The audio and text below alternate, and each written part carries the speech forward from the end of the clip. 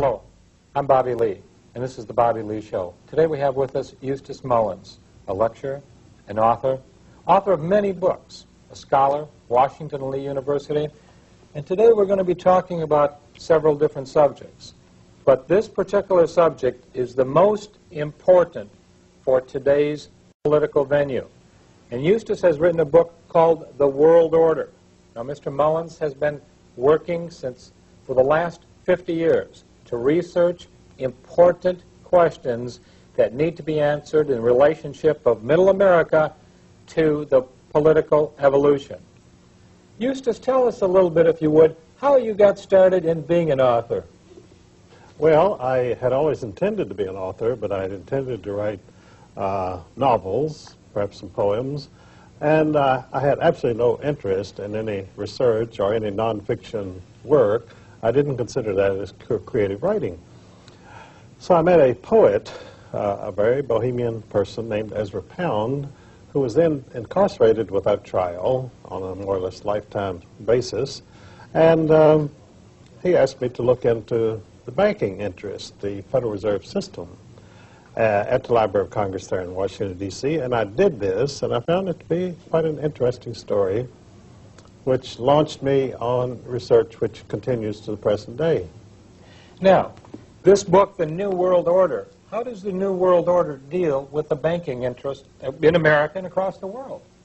Well, you see, in studying the banking system in the United States, I found it was part of an international system of banking called central banks in Europe, and that the Federal Reserve System, which we had here, was simply an American version of the central banks they had in Europe. And I also found that these banks did not exist as some entity in some world of their own. They were an integral part of what I came to call the world order. Now, Eustace, this New World Order and this banking system, I was under the impression that the banks themselves were American banks and it was the federal government that owned the banks. Are you telling me that our government itself doesn't own these banks? Well, our government doesn't own anything. We really don't have a government. We're just a colony of England. How can you say that, a colony of England? Why, I know that they have the Republican Party and the Democrat parties, and I go down to the local bank and I can cash a dollar bill, can't I? Oh, well, you can go into any colony of Great Britain and cash a check. That doesn't mean you're in an independent nation. Would you trace for me the colony of Great Britain to the United States and the banks? If I put a Federal Reserve note in the bank today, how can I say or how can you tell me that's a part of a colony of Great Britain? Well, you see, we started out as a colony of Great Britain, and then presumably we won political independence in the American Revolution. But you see, the American Revolution was not against the bank. The American Revolution was against King George III. So we won against King George III, but we didn't win against the Bank of England, of which King George III was a major stockholder. So King George lost this wonderful colony over here, but he retained the banking control and continued to get his interest and his profits from his American colony, just as before. Okay, let's go from King George to the Federal Reserve. What happened in between? Because there was some time in there, and some people say that Andrew Jackson was one of the best presidents this country ever had. Could you tell us about him, and what did he do in regard to banking? Well, you see, immediately after the Revolution, when we had our wonderful independence and we could have the 4th of July and shoot off firecrackers and still pay interest to the Bank of England, which no one seemed to mind because they didn't know about it. And so Andrew Hamilton reestablished the Bank of England presence in the United States of America immediately after the Revolution, called the First Bank of the United States, which Jefferson strongly opposed. And when Jefferson became president, he refused to renew the charter of this foreign central bank, the First Bank of the United States, so it went out of existence. And in revenge for that, England declared war on us, and we had the War of 1812, which was simply a banking war. Of course, you won't read that in any history book in England or in the United States.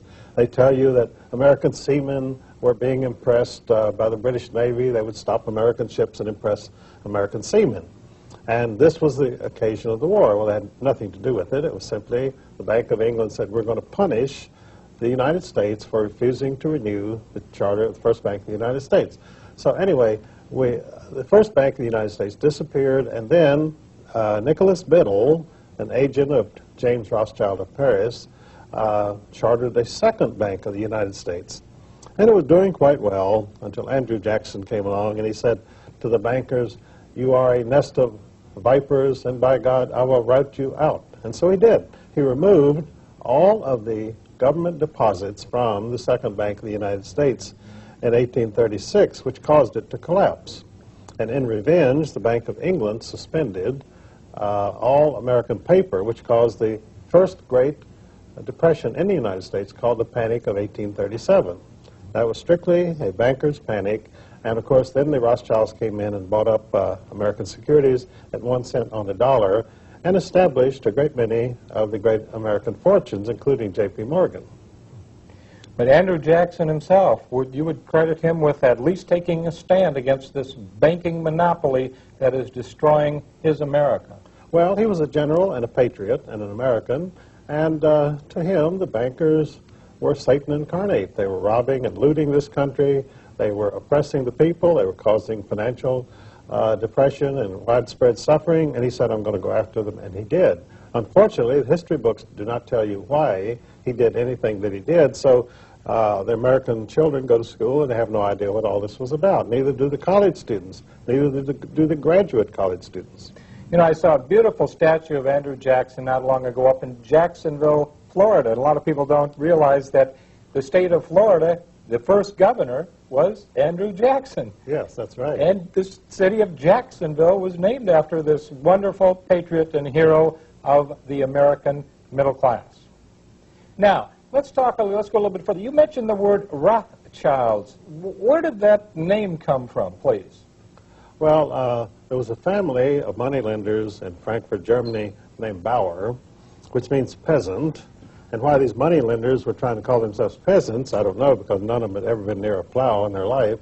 And so they were moneylenders, and they needed some way of advertising their business. And so the founder of this dynasty, the House of Rothschild, put up a red shield above his door so that people who came from various parts of Europe to change money with him could find it. And so after a few years, people didn't know who Bauer was, but they knew the Rothschild. The red shield was Rothschild. And so he simply began to call himself Rothschild. Okay, now he died eventually, but did he leave a dynasty of some sort? I mean, how did this happen? Well, he left 5 sons who were very well trained by this man, who by that time had become the outstanding moneylender of Europe due to a very peculiar circumstance.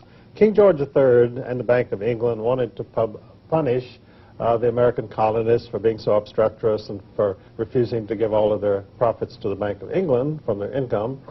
And so when they rebelled, then the British Army did not really want to fight their American cousins. So King George said, well, I've got to get somebody else to fight this war. I need some mercenaries, some hired soldiers. And over in Germany, the Elector of Hesse, a German province, had a very well-trained group of soldiers called the Hessians. And so he said, well, I'll rent these out to you, King George, who was a German himself, by the way, of Hanover. And he said, for $5 million, you can have this nice army. And so George said, all right. And then when the Elector of Hesse got this $5 million, he said, what am I going to do with it? And they said, well, there's a very good investor and financial advisor named Meyer Amschel Rothschild there in Frankfurt. So he let Meyer Amschel lend out this money, which was the biggest chunk of capital in Europe at that time, $5 million. And so Amschel spread it around, and pretty soon he brought back $20 million to the elector, who was very pleased, and kept $5 million for his efforts. So now he was a monetary power himself, and of course the Elector of Hesse let it be known that if you had money to invest, put it in Meyer Amschel's hands. So when Meyer died, he had 5 sons, and so they dispersed themselves over the 5 capitals of Europe. And Nathan went to London, James went to Paris, and so forth. So they now had total control of the monetary resources of Western civilization, the entire continent of Europe. And they had developed some very interesting techniques. One was that the courier went from James in Paris to Nathan Mayer in London, and he wanted $1 million in gold. So he would give him a note saying, I want $1 million in gold, but he would not sign it. So if someone came into a Rothschild office, a courier, and said, I have a request here for $1 million, it's signed James Rothschild, and Nathan knew it was fake because they didn't sign their communications. Little trickery even then, but I think good little trickery. Well, you live and learn, you know. That's right. So we're talking about the New World Order. In the New World Order, we had the war with England, and that was the Revolutionary War. And there was the banking system that was set up, and that was Alexander Hamilton that set it up originally after that. Thomas Jefferson then went ahead and decided this was not good for the American people. And then after that, we had the War of 1812, and then we come to Andrew Jackson, and he fought the bankers again, and then we have the Rothschilds, and their dynasty is building. Tell us about the Rothschilds now, how they enter into the picture as far as, shall we say, the Federal Reserve is concerned. Well, the Rothschilds realized early on you don't make any money by lending somebody $200 to buy a used car. They only dealt with governments and with the kings of Europe, and they only handled government loans because that's where the big money was. And you see, they realized it was a sure thing because if you lent money to a government and they didn't repay you, then they would never get any more money. And they always needed money for wars and for to build Versailles and so forth. To be a king means you spend a lot of money. You're a big spender. And they could always tax their people enough to repay the Rothschilds their money, so they had nothing to worry about.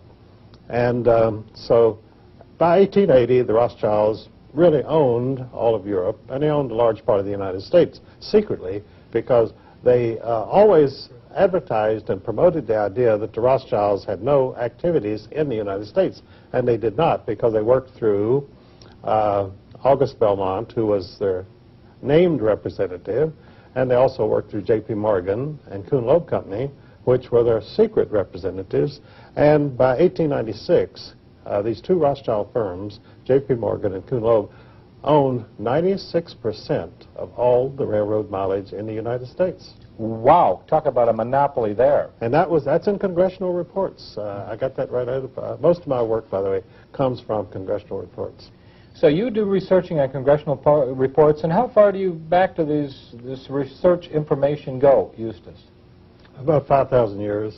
5,000 years. We're talking to Eustace Mullins, ladies and gentlemen, and we're talking about the New World Order. Well, tell us then, the Rothschilds, tell us about the Federal Reserve. Now they've become involved in the Federal Reserve, and what about Soviet Russia?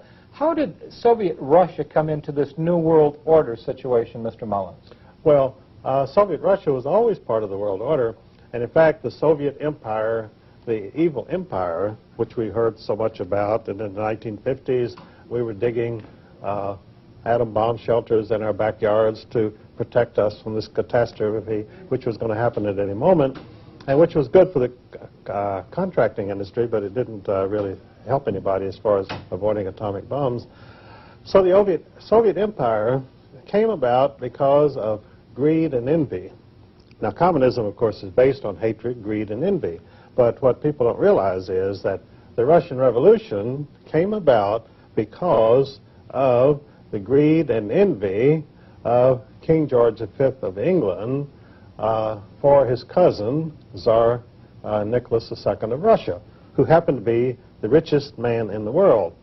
And when you're the richest man in the world, the consequence is all the people who are not quite as rich hate you and wish they could get their hands on your money. So the Rothschilds told King George V, they were all around him as his advisors in London, they said, look, let's go after Nick and get his dough. And George said, well, I'm game. And so the Rothschilds started the communist movement in Russia. And so they murdered the Tsar and his family and took his gold, which was sent to Paris and to Kuhn Loeb Company in New York and the other Rothschild offices, London and so forth.